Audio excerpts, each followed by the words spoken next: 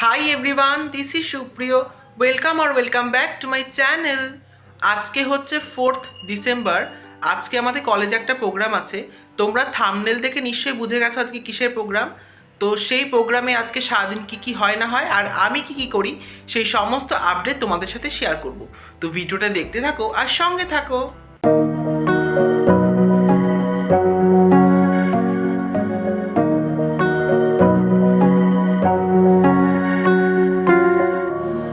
তো দেখো আমি রেডি হয়ে বেরিয়ে পড়েছি।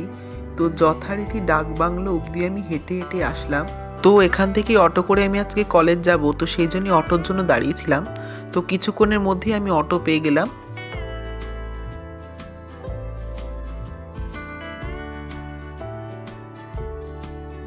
তো অটো থেকে আমি নেমে পড়েছি। তো এবার হেঁটে হেঁটে চলে আসলাম আমি আমার কলেজে।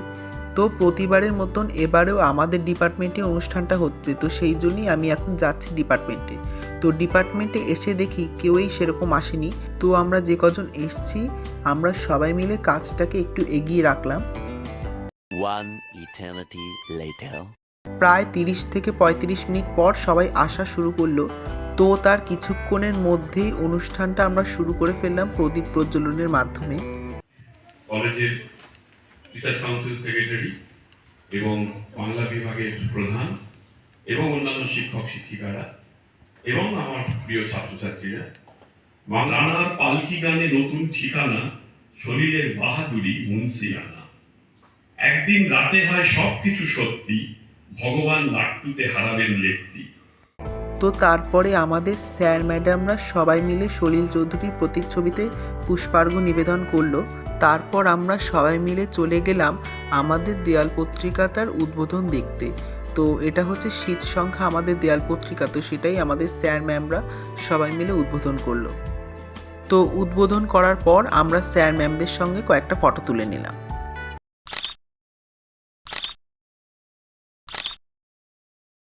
তারপর আমাদের কলেজের প্রীতম স্যার আজকের দিনের বিষয় 2-3টে কথা বললেন। প্রিয় ছাত্রছাত্রীরা, বাংলা বিভাগে আমার অত্যন্ত ভালো লাগছে। এটা তো সবাই বলে থাকে, কি আজকের আমার এই ভালো লাগাটা একটা বিশেষ রকমের, কারণ সলিল চৌধুরী তোমাদের সবার মতো, আপনাদের সবার মতো আমারও ভীষণই প্রিয়।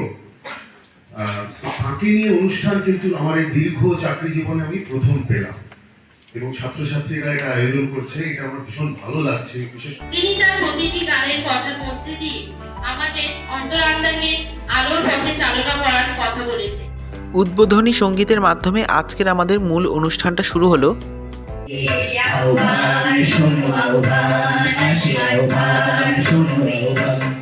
তাকে চিরকালই করে তুলতে পারি, তার ফিরে আসা কাজকে স্মরণের মধ্য দিয়ে, একটা অতি চারিতার মধ্য দিয়ে আমরা তাকে স্মরণীয় করে কিন্তু ঠিক গোছানো না, ওটা ইংরেজির টিকটক। ওর মধ্যে মাইনে করা চাকর বাকরদের হাত আছে, কিন্তু গোছানোর মধ্যে যে ভালোবাসা আছে, শৃঙ্খলার মধ্যে সেটা নেই। তারপর দিদি একটা ডান্স পারফরমেন্স করলো যেটা খুবই সুন্দর ছিল।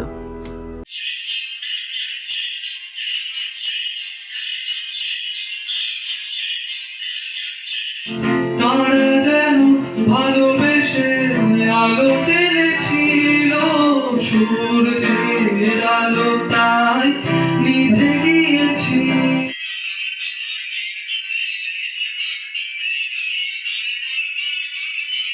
আমাদের অনুরোধে স্যার আজকে আমাদের একটা গান শোনালেন।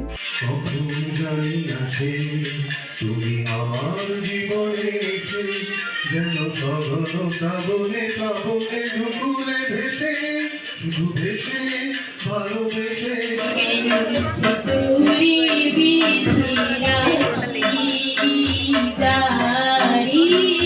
ফুলে যত্ন করে তুলে রেখে দে। তারপর যখন বয়স বাড়ল, জীবন ও জীবিকার সন্ধানে পথে নামতে হলো। পথে শুধু পকেটে সম্পদ কেবল সেই এক গুচ্ছ চাবি।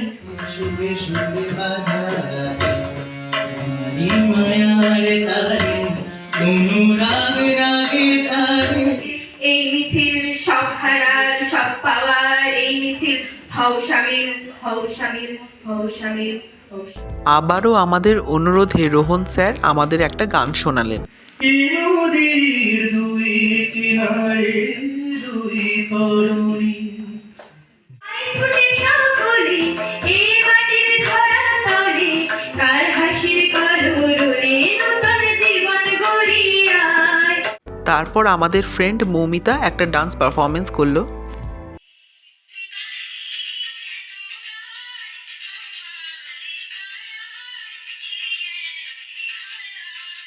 কিশলয় স্যারও আমাদের অনুরোধে একটা গান গাইলেন। মনু লাগে না এই জীবনে কিছু যেন ভালো লাগে না না। শ্রেয়া ম্যামকেও আমরা অনুরোধ করলাম গান গাওয়ার জন্য, তো তিনিও আমাদের গান শোনালেন। পথ হারাবো বলে এবার পথে নেমেছি, সোজা পথের ধাঁধায় আমি অনেক দেখেছি। ও শোনাবে গোলাবে সারা রাত্রি গলায় ডাকিস ড্যাগর গায়। আমরা যখন সেমিনার হলে এসেছিলাম তখন কেউই সেরকম ছিল না, কিন্তু এখন দেখো তার অবস্থা। তো এরপরে দিদির আরেকটা ডান্স ছিল যেটাও খুবই সুন্দর ছিল। বধুর শাখের ডাকে লক্ষ্মী এসে ভরিয়ে দিত গোলা সবার ধরে ধরে। এলো শত নাগি এলো পিশাচেরা এলো রে, শত পাকে বাঁধিয়ে নাচে তাতা তাঁতিয়ে নাচে তাতা তাঁতিয়ে নাচে রে। অদ্রিজা ম্যাম আমাদের অনুরোধে একটা আবৃত্তি করে শোনালেন। ওগো যত রাজপথ কান পেতে কি আমার আগমনী শোনো, আমিও তো কান পাতি।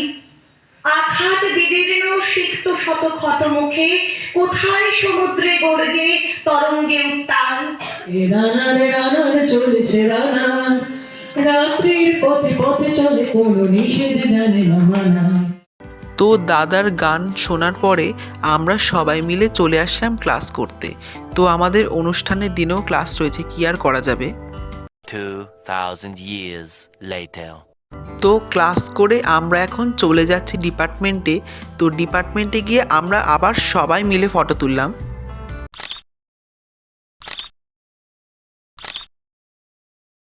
তো আমরা আমাদের ফটো সেশন কমপ্লিট করে উঠে পড়লাম বাসে, আর বাসে করে আমি চলে আসলাম ডাকবাংলো। তো ডাকবাংলো থেকে আমার বাড়ি একদমই কাছে, তো সেই জন্যই হেঁটে হেঁটে চলে আসলাম বাড়ি। তো আজকের ভিডিওটা আমি এখানে এন্ড করছি। ভিডিওটা কেমন লাগলো প্লিজ কমেন্টে জানাও, ভালো লাগলে লাইক এবং শেয়ার করো, আর আমার চ্যানেলে নতুন হয়ে থাকলে কিন্তু আমার চ্যানেলটাকে প্লিজ সাবস্ক্রাইব করে দিও। দেখা হচ্ছে নতুন কোনো ভিডিওতে, ততক্ষণের জন্য বাই।